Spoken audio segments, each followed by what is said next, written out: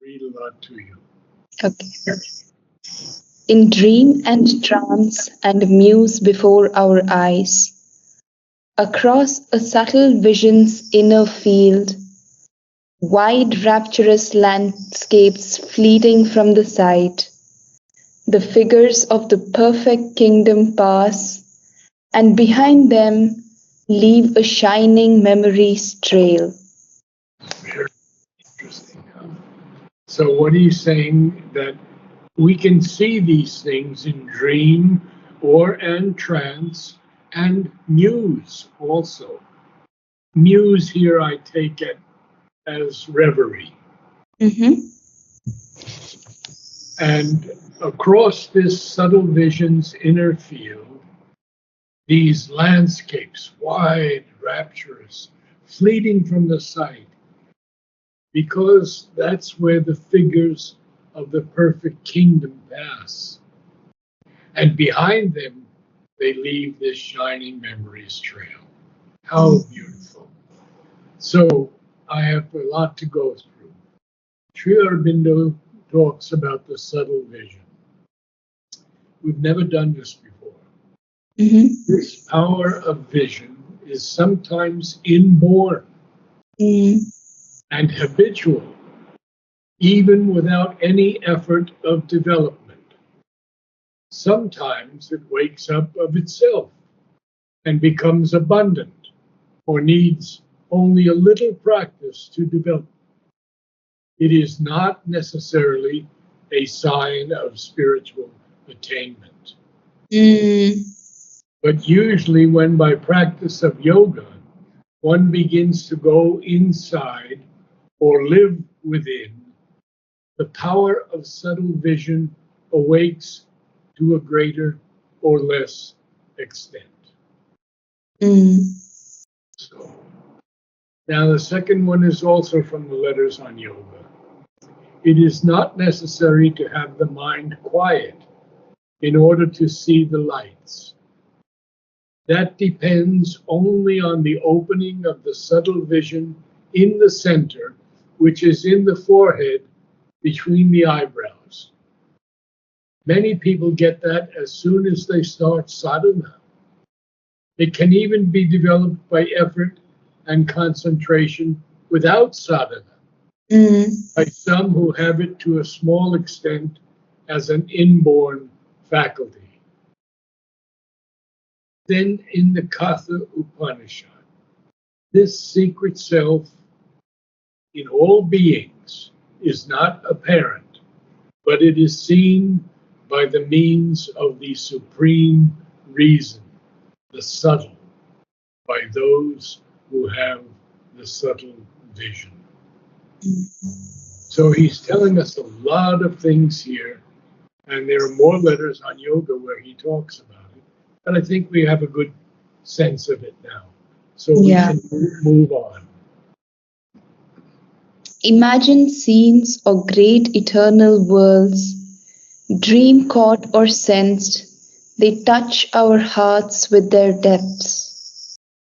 Unreal seeming, yet more real than life, happier than happiness, truer than things true. If dreams these were or captured images, dreams truth made false earth's vain realities. Good reading, very good reading.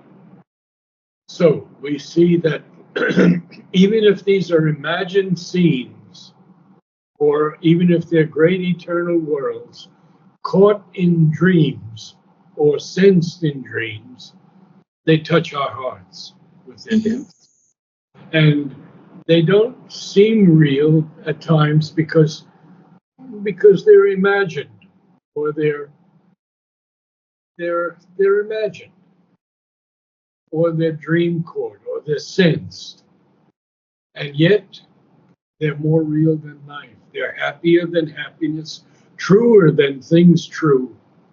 If dreams there were, or captured images, then dreams' truth made false Earth's vain realities. So Mm. magnificent. Oh, In a swift eternal moment fixed there live, or ever recalled come back to longing eyes, calm heavens of imperishable light, illumined continents of violet peace, oceans and rivers of the mirth of God, and griefless countries under purple suns. So now we have another thing to go through, and that is the term purple. Mhm. Now, Sri Aurobindo says in a letter on, I think it's to Amal, yeah. I don't know, he says, and then in brackets, what plane is spoken of by Virgil, but purple is a light of the vital. Mhm. May have been one of the vital heavens he was thinking of. The ancients saw the vital heavens as the highest, and most of the religions also have done the same. I have used the suggestion of Virgil to insert a needed line. So so um, then he says in another letter, and griefless countries under purple suns. Purple is the color of vital power. And Mm. in one more letter, he says, both purple and crimson are vital lights, but when seen from above, they represent the original forces of which the vital are the derivations. So from very high, Mm. one sees these purple suns. Incredible.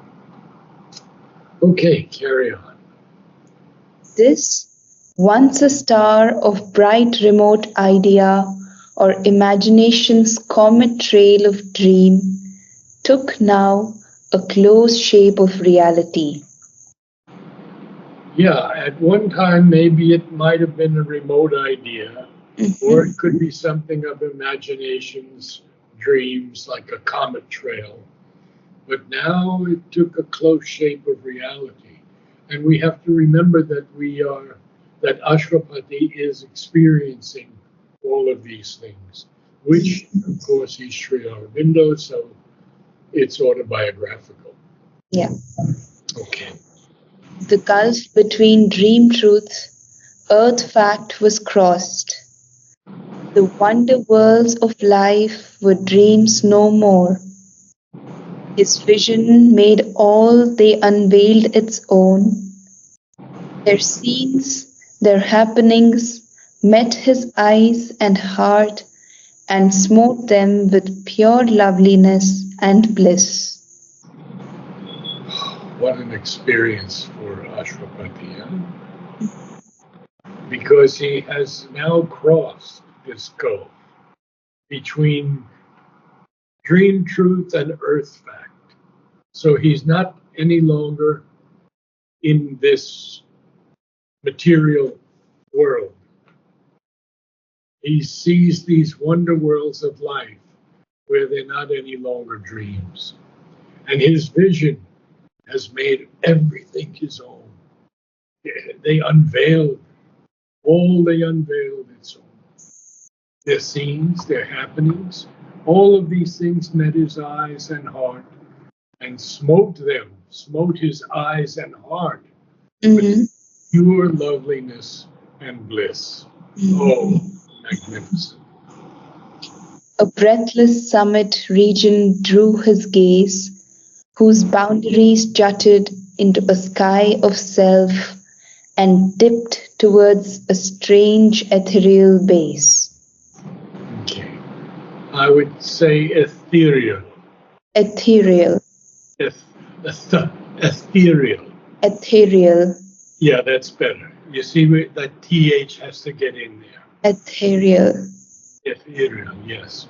So we see that this summit region is drawing his gaze, and the boundaries of this summit region are extending upward into the sky, Mhm. jutted, jutted into a sky, but a sky of self.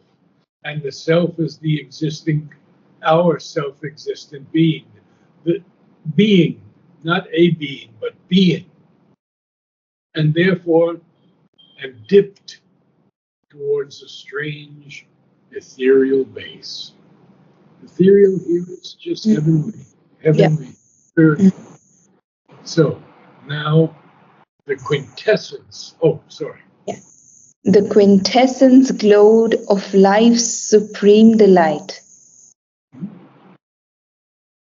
Quintessence. That highly concentrated essence of a thing. Mm-hmm.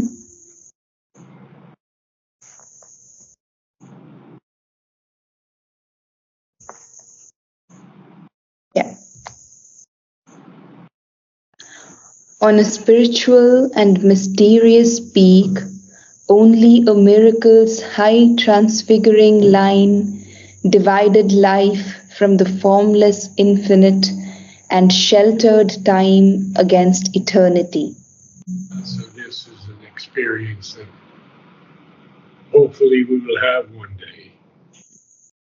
But he's on this spiritual and mysterious peak now. And the whole thing is just divided by a transfiguring line from the formless infinite that he's seeing and experiencing. And so all of this is just sheltering time against eternity. We have to understand the time here in this range of in this plane of existence is somewhat limited because it's a duration and it's sheltering it against eternity. Out of that formless stuff, time mints his shapes. The eternal's quiet holds the cosmic act. The protean images of the world force have drawn the strength to be, the will to last from a deep ocean of dynamic peace. Yeah, we have to go.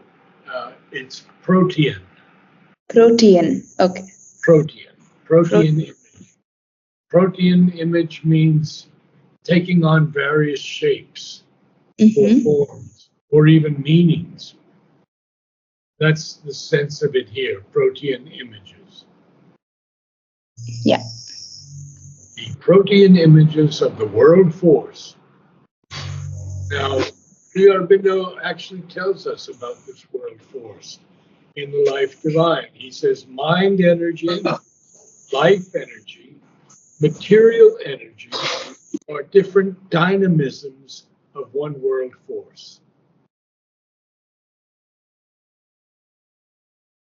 And he goes on and on. In one letter, he says, as for the spectator and the coils of the dragon, it is the Chino-Japanese image for the world force.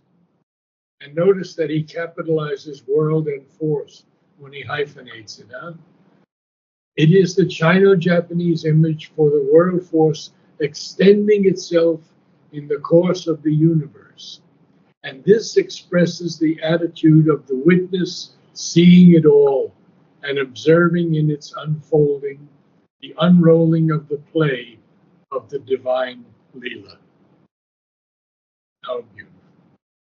So we see that these protean images of the world force have already drawn the strength to be and the will to last. And they've drawn it from where? A deep ocean of dynamic peace. Dynamic.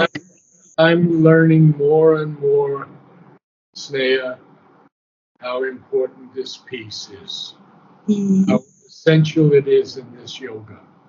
Yeah. It has to be the base for everything to come. It has to be. So we can go on just a little more? Yes. Inverting the spirit's apex towards life, she spends the plastic liberties of the one to cast in acts the dreams of her caprice. His wisdom's call steadies her careless feet. He props her dance upon a rigid base. His timeless, still immutability must standardize her creation's miracle. Well, now we're seeing again the play of Purusha and Prakriti. And the life force, the creatrix, spends these plastic, and Mother talks about plastic all the time. She says we have to become more plastic. So it's that sense of plastic liberties of the one. To do what? To cast in acts the dreams of her fancies, her caprice. Caprice here is fancy or whim. And her wisdom's call, no, his wisdom's call, the Purusha's call, steadies Prakriti's careless feet. And he props her dance upon a rigid base. And his timeless, still immobility must standardize her creation's miracle. Isn't that beautiful? Yes. That sense of, oh. So I think now we have to read because it's 6:25. Okay. Yes. In dream and trance and muse before our eyes, across a subtle vision's inner field, wide rapturous landscapes fleeting from the sight, the figures of the perfect kingdom pass, and behind them leave a shining memory's trail. Imagined scenes or great eternal worlds, dream caught or sensed, they touch our hearts with their depths, unreal seeming, yet more real than life, happier than happiness, truer than things true. If dreams these were or captured images, dreams truth made false, earth's vain realities. In a swift eternal moment fixed there live, or ever recalled, come back to longing eyes, calm heavens of imperishable light, illumined continents of violet peace, oceans and rivers of the mirth of God, and griefless countries under purple suns. This, once a star of bright remote idea, or imagination's comet trail of dream, took now a close shape of reality. The gulf between dream truth, earth fact was crossed. The wonder worlds of life were dreams no more. His vision made all, they unveiled its own. Their scenes, their happenings met his eyes and heart and smote them with pure loveliness and bliss. A breathless summit region drew his gaze, whose boundaries jutted into a sky of self and dipped towards a strange ethereal base. The quintessence glowed of life's supreme delight. On a spiritual and mysterious peak, only a miracle's high transfiguring line divided life from the formless infinite and sheltered time against eternity. Out of that formless stuff, time mints his shapes.